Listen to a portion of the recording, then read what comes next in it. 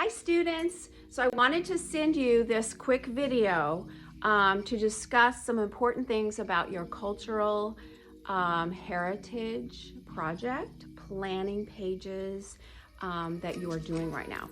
You should have already completed your one-pager. We have had plenty of time in class to do that. So I really hope that you're watching this video and you're saying, yes, I have completed my one-pager, check, okay? If not, please get your one-pager completed, okay? I'm hoping that you have been working on your essay. Before you get back to class on Tuesday, hopefully we're back in class on Tuesday. Before you get back, make sure that your essay is finished, one page, single space, 12-point font. Please do not give me 36-point font, okay? That's not acceptable. 12-point or smaller. You should be able to find plenty of information about your culture. This essay is telling me what you learned about the culture. The one-pager telling me what you learned about the culture. You should have all of your facts. So look at your one-pager.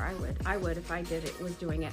I would look at my one-pager because I already came up with facts and questions and answers and some important information on there. I can add a lot of that to my essay. There's half your essay right there, okay? But then as you're doing your research, you never know what kind of information you're going to find. There are certain artists in every culture that are like the front runners of the arts and crafts world for that culture. So find those artists that do cool things from that culture and talk about them in your essay. Those artists that you research and find are going to be the influencers for your piece, okay? The colors and the decorations and the designs that you find are going to influence your pieces. So make sure you do that, okay? The art elements and principles, you guys, are overarching importance. Like they are the most important aspect to any art class, whether you're taking drawing, you're taking painting, you're taking ceramics, whatever it is, it's the elements and principles. Very important, okay? So if I'm in the classroom right now, so by the door, like there's the door, you'll notice that the elements are here and then the principles kind of wrap around right there, okay? I'm on the, you can see the screen here. So this is our home page. If you click on your files, there are elements and principles. You scroll through here. Here's your elements of art. Click on that. And you'll see examples of line, and it gives you the definition of line. Shape, definition, color. So you can do a lot with the elements in your piece. You can create texture with lines. You can use different colors to create maybe movement or emphasis or variety or unit or unity or balance, which are all the principles of design. So the idea is that you use the elements, you're using these elements of art to create all of these principles of design. That's the whole idea, okay? So let me show you. Let me get out of this one, and then there's principles of design poster right here. So this gives you an idea of what balance is, what contrast is, how you can use line. So like this one's really kind of cool that the student used lines, diagonal lines, and colors to create an area of emphasis. So the lines are directing your attention to this area.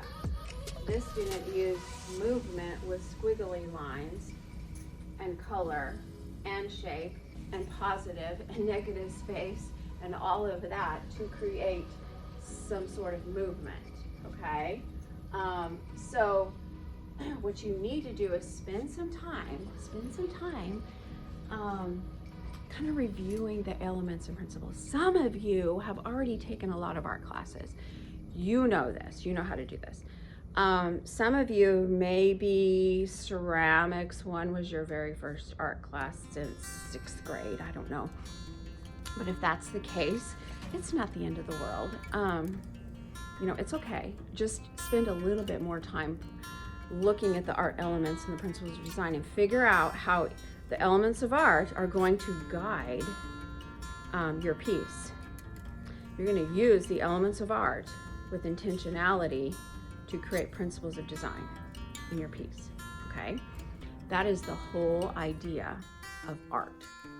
Every artist in the world focuses on the elements of art and the principles of design when they're producing and making pieces, okay?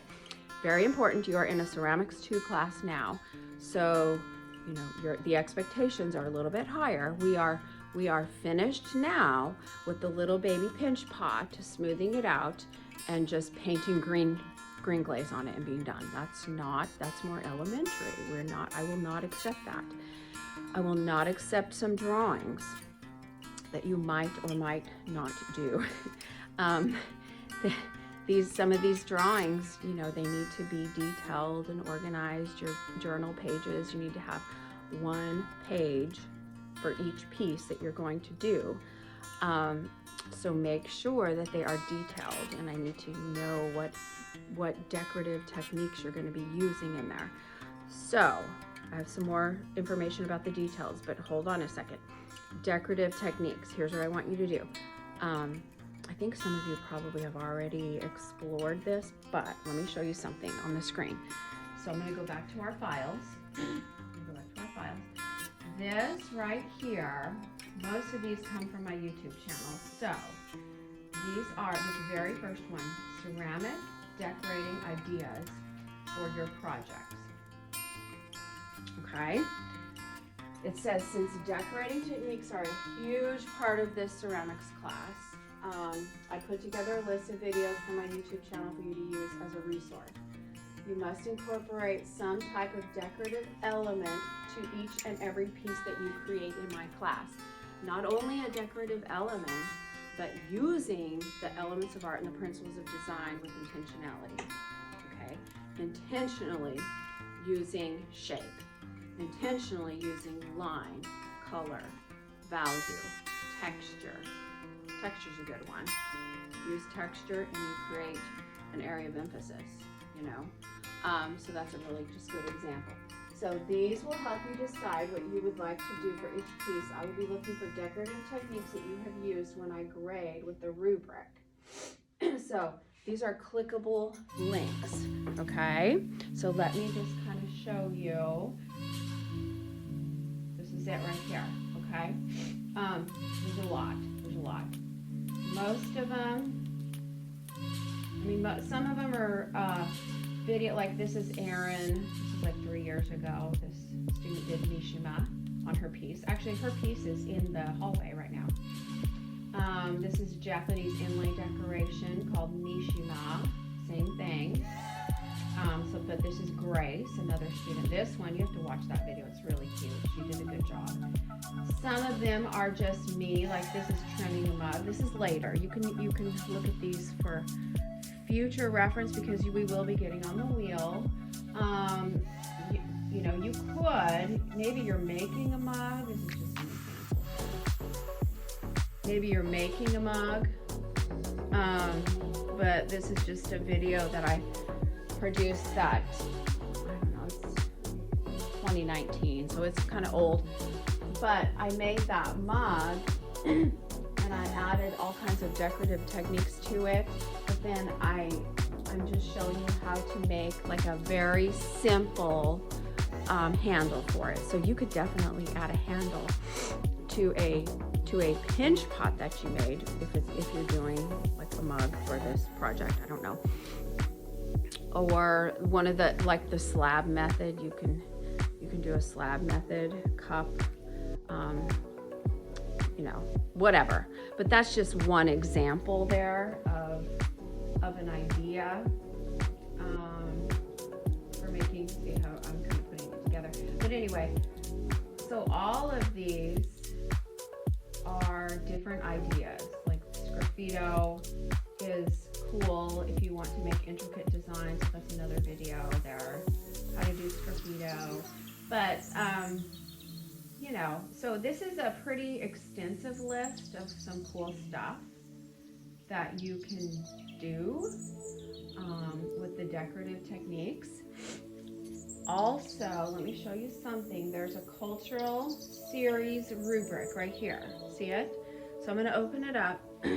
You might want to familiarize yourself with this. Okay, this is really important. I'm going to move this up. I'm going to move this up so I can show you something. I don't know if you can. I'm hoping you can see. Anyway, but this is your rubric. Okay, so this first. The very first category is the use of the elements and principles, okay? This right here is the B category. This is the A category. This is below a B, okay?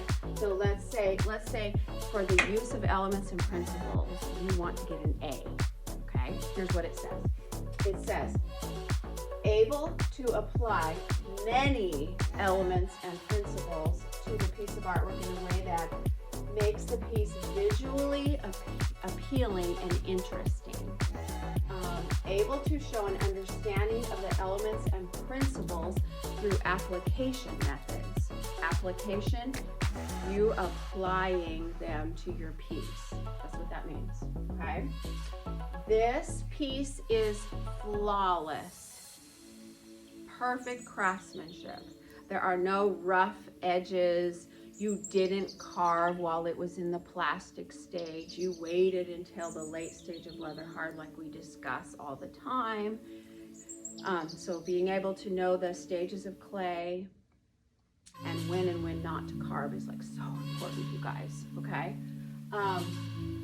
So this piece is flawless, and the way the elements and principles were used is extremely creative and unique. That's how you get an A, okay? That is literally how you get an A. This one is just a little bit below, so I'll let you read through that kind of on your own to figure out how you're going to achieve this. So hold on a second. I'm going to scroll down for understanding and completion. For that category, this is the B category, this is the A. So if you would like to get an A with understanding and completion, it says here, the student has shown understanding of the project requirements. You understand, you did your visual journal correctly, okay? You wrote your essay correctly, you didn't plagiarize, it is single-spaced, 12-point font, okay? So you understand the requirements. The student did an excellent job of laying out detailed planning designs in the visual journal. All of the surface decorations, glazes, and meanings of each piece are written down neatly and creatively in your visual journal.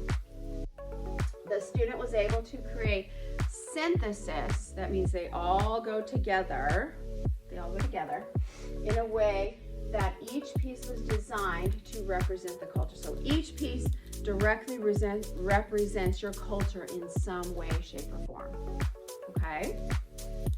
So that would be how to get an A. You can read how to get a B if you want on your own. And then these are the things that you are not doing over here. So for creativity, the difference here would be that in order to get a B, your artwork is not unique. To get an A, it is unique, okay? It's somewhat detailed and interesting, but could have been better with more thought and effort to get a B. But then to get an A, it is very interesting. Student takes many creative risks. So in other words, you didn't just, if you're doing Ireland, you didn't just use my slab roller, roll out a slab, and draw a 4-leaf clover and just color it or glaze it green, okay? You didn't just make a pretzel for Germany, right? You made something more designed and detailed and interesting. You made you put creative risks into your piece, okay? You did something that's kind of hard and difficult to make, right? Each piece shows exploration of surface decoration. Remember, I told you my class is high on surface decoration. In Ceramics 1, we learned a lot of them. I expect you to be using them. That's how you become a good artist. Using the art elements and principles, using all these cool surface decorations. You'll be amazed at how interesting and detailed and cool your artwork will look if you start to do that and push yourself, okay? Sculpting, each piece shows exploration of surface decorations, sculpting or throwing skills later on. Right now it's not throwing, but yeah, that show creative risks were taken. So I need to see evidence that creative risks were taken, okay? If I hear you say, I'm just making a pinch pop because it's easy and I'm just going to smooth it out and paint it red. There's no way for creativity, for that creativity section, I can't give you an A. There's no way. I mean, you probably won't even get a B if you're doing that. It's going to be a C or lower.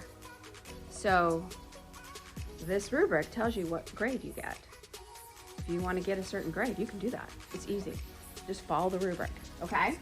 So here's craftsmanship. Craftsmanship is huge.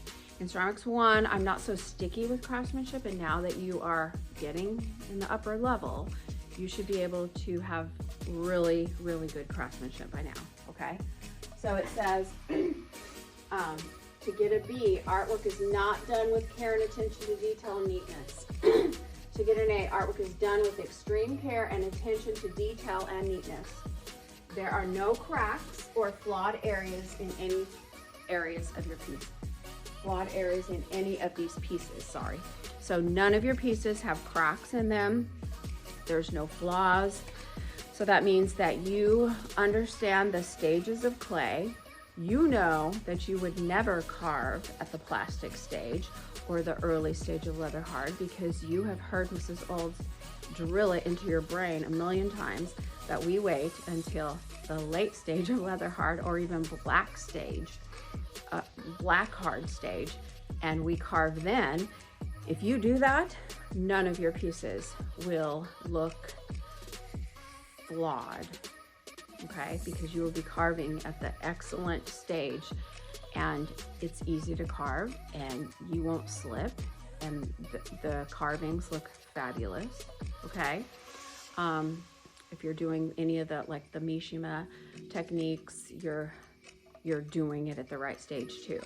And Sgraffito, you gotta wait, you know, you gotta know what you're doing with Mishima and Sgraffito. So watch those videos and see. Some of you actually practiced it quite a bit in Ceramics 1, so you already know how to do that. But then let's look at effort and participation. That's the last one here. That's the A category. So for effort and participation, work shows excellent effort and planning of ideas in the visual journal, and each piece clearly represents the culture. The student worked very hard and consistently on all the components of your cultural project. The student keeps the phone away and it does not distract them while they are working and never uses the Chromebook inappropriately. So, I mean, I see you with your phone out and you're too busy texting, then 20 points for that day. I mean, you know, not only will it affect your classroom ethics grade for the week, but it's going to affect this overall grade for your cultural series project, okay? Don't expect an A when you're on your phone all the time. Just don't, because that's not what the expectations are in my class, okay? So, the goal for you is to review everything. Like, watch this video, review the one pager Make sure you're doing your essay correctly. Get those done, submit them to the assignment. Start working on each planning page. You should have 3 planning pages for each piece after the 1-pager. In your visual journal, review the rubric so you know what grade you're striving for. It's easy to get an A in my class if you follow the rubric. Really, it is. You should all, every single one of you should get an A in my class. If you don't get an A, it's just because you don't care and you're not trying. So my class is not hard. It's just effort. That's all, okay? Review the elements and principles in the files. And then also that very top one, decorative techniques. There's all kinds of it. Spend time looking through all those videos. I think they'll inspire you. At least some of those techniques you can say, oh, that would be cool. I'll try that on this piece, or I'll try it on this piece. You can do as many techniques as you want. So, you know, look through that and see what works for you, okay? I hope that you are getting your discussion board completed. Also, it is due Friday at midnight, so make sure you finish that. And please make sure that your parents are paying the art fee so that when we get to the point of glazing, you actually can glaze and not have to just dip it in clear. So that would be fabulous. I hope you are doing well at home, and I hope I get to see you on Tuesday. Bye guys, I'll see you soon.